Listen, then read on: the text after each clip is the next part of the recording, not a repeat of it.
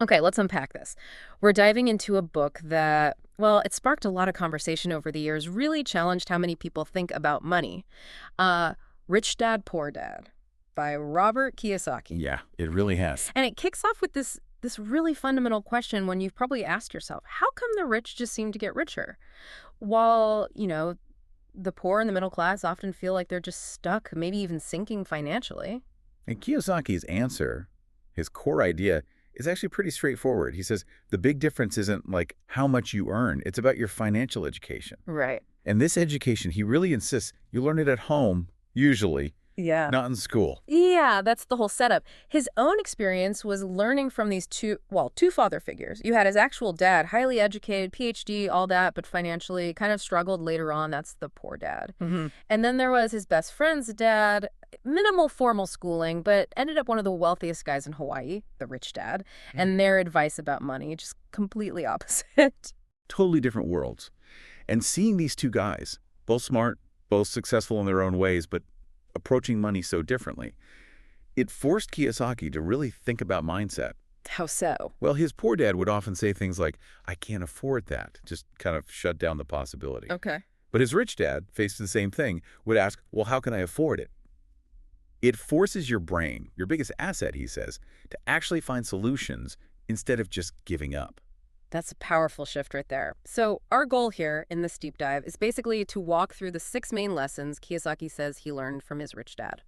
These aren't like super complex trading strategies. No, not at all. They're more like fundamental principles, things repeated over, 30 years in the book, meant to build your financial intelligence. They're the roadmap he used, and Yeah. he suggests, they can be a roadmap for you too. Exactly. And the very first lesson, it immediately throws a wrench in conventional thinking. The rich don't work for money. Yeah, this gets right to the core, doesn't it? He wants you to see this huge difference between working for money, what he calls the rat race, and having your money work for you. Mm-hmm. Talks about that early job he had, working for his friend's dad for like 10 cents an hour. Felt like a slave, he said. Right. And then the rich dad pulls this move, Yeah, has them work for free. which sounds counterintuitive, maybe even harsh. Well, yeah, but it wasn't about being cheap. It was a deliberate lesson to force their minds off the idea of just trading time for a wage, to make them think, okay, how else can we make money without a paycheck? It's learning by doing, designed to like rewire how they saw income. And this rat race idea, most people listening probably recognize it, right? That cycle. Wake up, commute, work, pay bills, do it all again. Absolutely. And Kiyosaki says it's basically run by two big emotions, fear and desire. Okay, explain that. Well, the fear of not having enough money makes you work hard, right? But then desire kicks in. You want the nice stuff, the things money can buy, so you spend. Maybe you take on debt. Which then feeds the fear again, because now you have more bills. Exactly. You're trapped.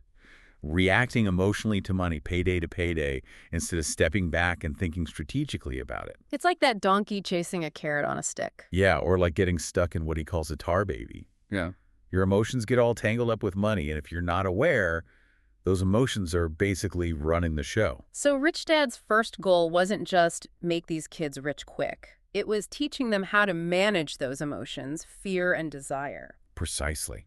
Because even if you start making a lot of money, if fear and greed are still driving you, you just end up becoming, as he puts it, a highly paid slave. You're still trapped, just maybe with nicer stuff. And he makes a really important point here, doesn't he? He says the main reason people struggle financially, it's not usually the economy's fault or the government or blaming the rich. No, he puts it squarely on the individual. It's your own fear and your own ignorance about how money actually works. That's what keeps people stuck. School teaches you skills for a job, how to work for money, But not how money works. or how to handle your own emotional reactions to it. That part's missing. Okay, so that leads straight into lesson 2 then. Why teach financial literacy? This isn't about needing a CPA, right? It's more basic. Much more basic. It's about understanding the language of money, being able to look at your numbers, and understand the story they're telling you about where your money is coming from, where it's going, your cash flow. And the absolute bedrock of this, the thing he repeats over and over, is the difference between an asset and a liability. And his definition is super simple. Forget the accounting jargon for a sec. An asset puts money in your pocket. A liability takes money out of your pocket. That's it. So simple, but profound. And he uses these basic diagrams, these cash flow patterns. Yeah, they're really clear. For someone with that poor dad mindset, The picture shows income coming in, mostly from a job, Hmm. and then flowing straight back out again for expenses. Rent, food, taxes, transport. Not much, if anything, is left. Okay, then the middle class. Their income often goes up, still usually from a job. But here's the trap. Their expenses tend to rise right along with it. They cover the basics, sure, but then they add the mortgage payment, the car loan, the credit cards. Things that look like assets maybe, but they're taking money out every month. Exactly. Liabilities that they often mistake for assets. And that, he says, is what keeps them running hard on that rat race treadmill. They look okay, but the cash flow pattern hasn't fundamentally changed. But the rich person's cash flow diagram, that looks totally different. Completely. The income isn't primarily flowing from a job. It's flowing from their asset column. What's in the asset column? Things like rental income from real estate, dividends from stocks they own, interest from bonds or loans, royalties from intellectual property. Stuff that generates money for them. And that income covers their expenses. Right. And here's the kicker. Yeah. Whatever's left over, the surplus, it gets reinvested back into buying more assets. Ah, so the asset column keeps growing. It feeds itself. It creates this positive cycle of more assets generating more income, which buys more assets. That's the path to wealth, according to the book. And seeing that diagram makes it crystal clear why he argues your personal house, the one you live in, is usually a liability, not an asset. Yeah, that's a controversial one for many people. Because it feels like an asset, right? It might go up in value. It might or might not. But either way, month after month, it takes money out of your pocket. Mortgage, property taxes, insurance, repairs, utilities. It's an expense outflow, not an income inflow, based on his simple definition. So this is where financial intelligence really matters. Just earning more money won't fix the problem if you don't understand this flow. Exactly. If you earn more but just spend it all, or worse, use it to buy more liabilities, you're just digging a deeper hole. Like the saying, if you find yourself in a hole, stop digging. Precisely. Understanding your own cash flow pattern shows you where you're digging. It gives you the information to change course. He brings in a Japanese concept here too, right? Yeah. The three powers. Yeah, the sword, the jewel, and the mirror. The sword is like power or force. The jewel represents money. But the mirror, that's self-knowledge. And that's the most important one. That's what he emphasizes. Financial literacy is a form of self-knowledge. Understanding your relationship with money, understanding the system, so money doesn't end up controlling you. That's the real power. Okay, so building on that foundation, lesson 3 is about where you put your focus. Mind your own business. Right, and he's very clear here. This isn't necessarily about quitting your job to start a company tomorrow. No. What does he mean then? He means understand the difference between your profession, that's your job, what you do to earn income, and your business. Your business is your asset column. Ah, okay. So keep your day job, maybe, but your real focus should be on building those assets. That's the core message. Your job pays the bills, it provides the seed money maybe, but your real business, the thing you need to actively manage and grow, is that column of assets that will eventually generate enough income to set you free. That's where your long-term security lies. He has this great image too. Once a dollar goes into your asset column, it's like hiring an employee. Yeah, it should stay there and work for you, 240/7. Ideally, generating more employees, more assets, potentially for generations. Don't pull it out unless you absolutely have to. And this really flips how people think about buying nice things, luxuries. Totally. He says the rich buy luxuries last. They wait until their assets generate enough extra income to pay for the fancy car or the big vacation. Whereas the poor and middle class Tend to buy luxuries first, often with credit cards or loans, using their earned income, or even going to debt. They might look rich, driving the nice car. But it's a liability. Exactly. It's draining their cash flow, adding financial stress, even if it looks good on the surface. He tells a story, doesn't he, about a friend wanting a car. Yeah, instead of just financing it, the friend used his financial smarts, built up an asset. I think it was some real estate deal that threw off enough passive income each month to cover the car payment. So the asset bought the luxury. Exactly. Not his own labor, not debt. It's a completely different approach. Your job funds your living expenses, your business, your assets, funds your freedom and your desires. Okay, that makes sense. Then lesson 4 moves into territory that probably scares a lot of people. Taxes and the power of corporations. Yeah, this is where Kiyosaki argues the rich have a huge legal advantage because they understand the rules of the game. He gives a bit of history, right? How taxes started. Briefly, yeah. He suggests income taxes, initially, were aimed at the wealthy, this sort of Robin Hood idea. But, governments always need more revenue. So eventually the burden shifted. Over time, yeah. Hmm. Through income tax and other mechanisms, the middle class ended up carrying a really heavy tax load. But the rich didn't just accept that. No. They used their financial know-how, hired smart people, lawyers, accountants to understand the tax laws, and use legal structures, especially corporations, to minimize their tax burden legally.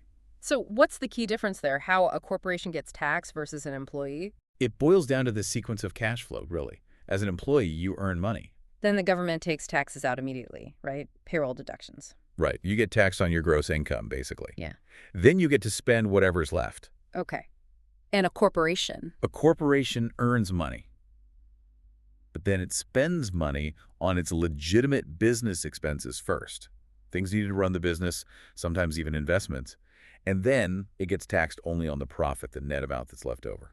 So the spending happens before the tax is calculated? That's the crucial difference. It changes the whole game. What kind of expenses are we talking about? Well, the book mentions things a corporation can potentially deduct pre-tax that an individual usually can't, like company cars used for business, certain travel expenses structured as business meetings, maybe health insurance premiums, retirement plan contributions. It depends on the specifics, of course, but the principle is huge. These are real expenses paid with money before it gets taxed. Which is a massive legal advantage if you understand how to structure things properly. He also mentions things like Section 131 exchanges in real estate. What's that? It's a part of the U.S. tax code that lets real estate investors sell an investment property and defer paying capital gains tax on the profit if they reinvest that money into buying another similar property within a certain time frame. You can essentially trade up properties over time without the immediate tax hit. So these are legal tools the rich use. Exactly. Tools embedded in the tax code, often designed to encourage investment or business activity. The point isn't about illegal tax evasion. It's about understanding the legal framework. And traditional education, it mostly trains you to be the employee. Right. The one who earns gets taxed first and then spends. It usually doesn't teach you the rules the business owners, B quadrant, and investors, quadrant, play by. And that knowledge gap, Kiyosaki argues, gives the financially literate a massive head start. Absolutely. It's about playing the game by the rules available to you. Rules often designed for business and investment. Okay. Lesson 5. This one feels a bit more conceptual, maybe. The rich invent money. Yeah, this goes beyond just earning or saving. It's about creating wealth, often seemingly out of thin air, but really through intelligence and action. How does that work? Is money just an illusion then? Well, he kind of suggests that, yeah. At its core, money is an idea, an agreement we all buy into. The rich understand this. They don't just work for money. They use their financial IQ, their knowledge of how markets and laws work, and this is key, their boldness, to actually create value, create deals, invent money where others just don't see an opportunity. He uses that story about Alexander Graham Bell, right? Yeah, trying to sell his telephone patent to Western Union for, what was it, $100,000, and they basically laughed him out of the room. Wow. Missed opportunity. Huge. Western Union missed the chance to invent a massive fortune because they lacked the vision, the boldness to see what Bell had created. So it's not just about being smart with numbers. No, that's crucial. Financial genius, he says, needs both the technical side, your financial IQ, understanding accounting, investing strategies, markets, the law, but also courage, the guts to act on an idea, to take a calculated risk, to overcome that fear of losing or looking stupid. Often it's the bold people, not always the ones with the highest grades, who seize the opportunities. That makes sense. Fear can be paralyzing. Totally. And he talks about his cash flow board game as a tool specifically designed to teach this combination of knowledge and courage in a safe space. How does the game help? Well, playing it forces you to see how the income statement and balance sheet connect, how cash flow really works. You practice buying assets, making deals, seeing how different choices impact your finances, all with play money. So you can make mistakes, learn the patterns, and build that financial muscle without real-world risk. It helps you practice getting out of the rat race. And he gives a real-life example, too, doesn't he, of inventing money. Yeah, a detailed one from his own experience. It involved finding distressed assets. I think it was promissory notes backed by real estate during a market downturn, buying them really cheap because nobody else wanted them. Okay. Then using his knowledge of finance and law to restructure the deals, maybe work with the borrowers, and ultimately create a significant stream of passive income from these notes. income that was also structured to be legally tax advantaged. So he didn't start with huge capital for that. No, the point was leveraging intelligence. Seeing an opportunity others missed because they were scared of the down market, understanding the mechanics of the deal, the legal angles, and then having the confidence to execute it. It shows financial intelligence isn't just one thing. It's a synergy of different skills working together. And you need that trained mind to even spot those opportunities in the first place. Exactly. Great opportunities, he says, are seen with your mind, not just your eyes. You have to be financially educated to recognize them when they pop up. Which leads nicely into the final lesson, lesson 6. This one really challenges traditional career advice. Work to learn, don't work for money.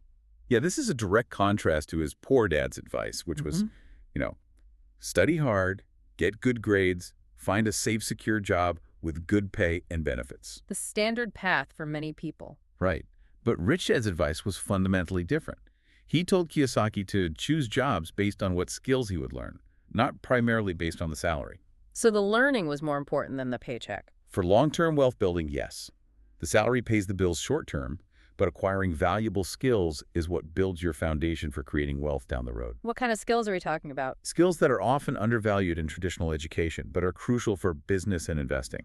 Things like sales, marketing, negotiation, communication, understanding financial statements, basic legal concepts, even public speaking.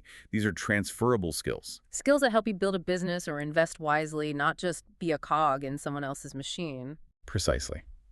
He tells these sad little stories, like about a really talented writer who couldn't make money because she hated the idea of learning sales and marketing.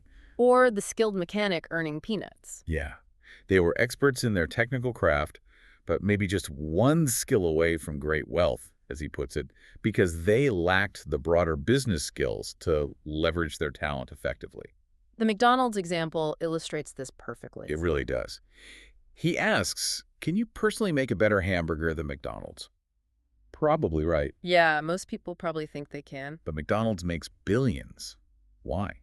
Not because they have the absolute best burger, but because they have mastered business systems. Ah, the systems. Marketing, sales, real estate acquisition, training, supply chains, finance.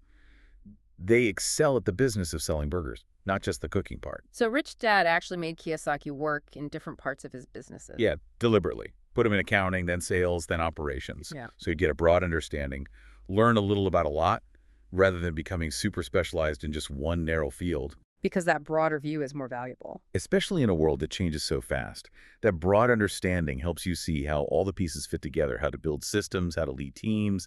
And related to that, he stresses that maybe the most important skill today is just your ability to learn new things quickly, how fast you can adapt and pick up new knowledge and skills. That's priceless. It lets you pivot, find faster ways to grow your income, build wealth in changing times. Okay, so those are the 6 core lessons. Quite a foundation. But how do you actually, do this stuff? The book gives practical steps too, right? A mindset section. Absolutely. It's not just theory. He lays out several practical ideas and attitudes you need to cultivate. First one, have a really big, powerful reason why. Your why. Yeah. Why do you want financial freedom? Your purpose, your dream, whatever it is. It has to be bigger and stronger than the daily grind, the setbacks, the fear. That's what keeps you going. He calls it the power of spirit. Makes sense. It's easy to get discouraged. For sure. Then it comes down to making conscious choices every single day. You choose what you focus on, what you learn, how you spend your precious time, and crucially, how you spend every dollar. Financial freedom isn't luck. It's the cumulative result of thousands of small, deliberate choices. And who you hang out with matters too. Big time. Choose your friends and influences carefully. Surround yourself with people who are also growing, learning about money, supporting your goals. Avoid the chicken littles, he calls them, the people who are always negative, fearful, spreading doubt about investing or trying new things. You got to be willing to maybe not follow the crowd. Definitely, especially when the crowd is panicking, like during a market crash. That's often when the real opportunities appear. But you need the courage to go against the herd mentality. What about practical financial steps? A key one is to master one formula first. Pick an asset class, like maybe small rental properties or dividend stocks. Learn everything you can about it. Do some deals. Get good at it. Then you can branch out. The important thing is to take action. Don't get stuck in analysis paralysis. Exactly. Imperfect action beats perfect inaction every time. learn by doing. And one of the most powerful disciplines he advocates, pay yourself first. Ah, I've heard this one. What does it really mean in practice? It takes serious self-discipline. The moment income hits your account, you allocate a portion of it, say 10% or whatever you decide, directly to your asset column before you pay rent, mortgage, credit cards, anything else. But what if you're short for the bills then? That's the point. That pressure, that slight discomfort, forces your brain to get creative. How can I earn more? What expenses can I cut? It pushes you to find solutions to increase income, rather than just rating your savings or investments. It flips the usual cash flow script. Interesting. What about advisors? Accountants, lawyers? Pay them well, he says. Good advisors aren't an expense, they're an investment. If they're competent, experienced, maybe successful investors themselves, their advice should make you far more money than their fees cost. Don't be penny-wise and pound-foolish trying to do complex stuff yourself if your time is better spent finding the next deal. Okay. And this Indian giver concept, that sounds a bit strange. Yeah, the term is outdated, but the concept is interesting. It's about focusing not just on the rate of return, ROI, but on getting your initial invested capital back as quickly as possible. Get your seed money out. Right. Once your original money is back in your pocket, everything else the asset produces ongoing income. Future appreciation is essentially risk-free profit. It's like getting a piece of the asset for free. It changes your risk profile. Seek mentors too, right? Crucial. Find people who've already done what you want to do and learn from them. And also, teach what you learn. Explaining concepts to others forces you to understand them more deeply yourself. And look for bargains. But in the financial markets. Yeah, think like an investor, not just a consumer. Consumers love sales at the mall. Investors should love sales in the stock market or real estate market when prices are down, when there's fear. That's when assets are often on sale. Remember, profits are generally locked in when you buy low. He also talks about focus versus diversification, especially early on. Right. Conventional wisdom often says diversify widely. But Kiyosaki suggests that when you're starting small, it might be better to think big, find a few really good opportunities, and follow one course until successful. Put more eggs in a few baskets you understand really well, rather than tiny amounts scattered everywhere. Interesting. And finally, the big one, failure. Embrace it, or at least learn from it. He stresses that building wealth involves making mistakes. It's unavoidable. The difference is how you react. Winners see failure as feedback, a chance to learn and adjust their strategy. Think Thomas Edison and the light bulb. Losers just get defeated by They it. give up. So reframing failure as a learning opportunity is absolutely key to long-term success. Okay, the book also breaks down income types, doesn't it? And this quadrant thing. Yeah, it's a simple but powerful framework. He identifies three main types of income. First, ordinary earned income, that's money from a job, usually the most heavily taxed. Then there's portfolio income, typically from paper assets like stocks, bonds, mutual funds. Taxed differently, often more favorably than earned income, especially long-term capital gains. And the third. Passive income. This is often the holy grail, primarily from things like real estate rentals, royalties from books or patents, business income where you don't have to actively work day to day. This type often gets the best tax treatment. And the goal is? The path to real financial freedom, he argues, is learning how to take your earned income from your job and consistently convert it into passive and portfolio income streams. Use your job money to buy assets that generate other kinds of income. And that ties into the cash flow quadrant. Exactly. It divides the ways people earn income into 4 quadrants. E stands for employee, you have a job. Right. S is for self-employed or small business owner specialist. You own your job, basically, like a doctor or a freelance writer. Those are on the left side of the quadrant. Right? Most people are there. They trade time for money. On the right side, you have B for big business owner, someone who owns a system and has people working for them. Think McDonald's founder, not the person flipping burgers. In I. I is for investor. Here, your money works hard for you. You invest in other people's systems, B quadrants, or in assets that generate income. And he uses that story, the pipeline. Yeah, the parable of the pipeline. Brilliant illustration. You have Ed, the bucket carrier. He hauls buckets of water from the river to the village every day. He works hard, earns money for each bucket. That's the ES life. If he doesn't haul buckets, he doesn't earn. Trading time for money. Directly. Yeah. Then you have Bill. Bill also works hard initially, but instead of just carrying buckets, he spends his time and effort building a pipeline from the river to the village. Takes time, less income at first, maybe. Probably. Lots of upfront work. But once the pipeline is built, water flows constantly. Income flows constantly, whether Bill is physically there working or not. He built a system, an asset. That's the BI mindset. A passive income stream. Exactly.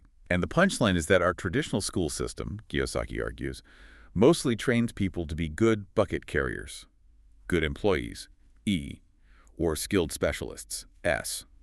Not pipeline builders. Generally, no.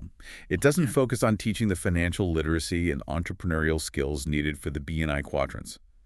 But he believes the information age makes building those pipelines, creating systems, investing wisely more accessible than ever before. So, wrapping this all up, bringing this deep dive toward a close, the core message from Rich Dad, Poor Dad isn't really about getting a huge salary, is it? No, not primarily. It's about learning how to keep the money you make and then, more importantly, how to make that money work for you, generate more money. And it starts with changing how you think. Absolutely. It starts with mindset, with committing to lifelong financial education, understanding cash flow, assets, liabilities, all the stuff we've talked about. He really pushes that idea that money itself is just, well, an idea. Yeah, concept we agree on, which means theoretically anyone can start small. Yeah. You don't need a fortune to begin. You start with an idea, apply these financial principles, learn, take action, maybe fail a bit, learn more, and you can grow that idea into significant assets over time.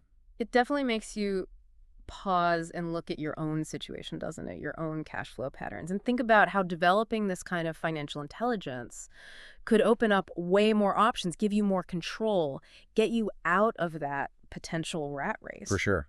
It's empowering, even if it's challenging. And maybe here's a final thought to leave you with, something Kiyosaki really challenges people on. That old saying, it takes money to make money. Yeah. He basically says that's the thinking of someone who hasn't developed their financial intelligence yet. Mhm. So the question becomes, what ideas, even small ones, could you start working on today that you could potentially turn into income-producing assets down the line?